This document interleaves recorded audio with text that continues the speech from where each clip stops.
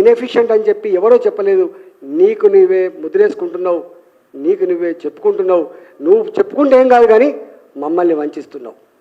మా తెలంగాణ సమాజం యొక్క మోరల్ కరేజ్ దెబ్బతిస్తున్నావు. కాబట్టి ఇది తగదు అని చెప్పి ఇవాళ నీకు అధికారం ఇచ్చిన కర్మానికి, మా తెలంగాణ 100 సంవత్సరాల చరిత్ర కలిగిన మా తెలంగాణ గొప్పతనాన్ని నువ్వు పాతరేసే ప్రయత్నం చేయొద్దు. నువ్వు పాతరైతే పాతర ఏబడదు.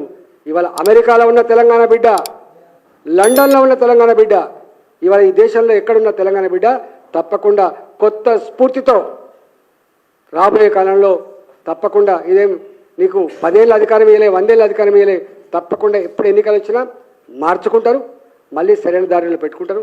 ప్రజలే చరిత్ర నిర్మాతలు.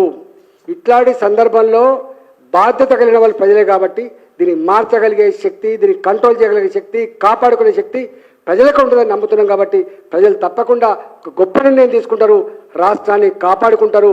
రాష్ట్రం యొక్క పాత గ్లోరీ, పాత చరిత్రని నిలుపుకునే ప్రయత్నం తప్పకుండా తెలంగాణ ప్రజలు చేసుకుంటారని, వాళ్ళు చేస్తారని చెప్పి స్వాగతంతో నమస్కారం.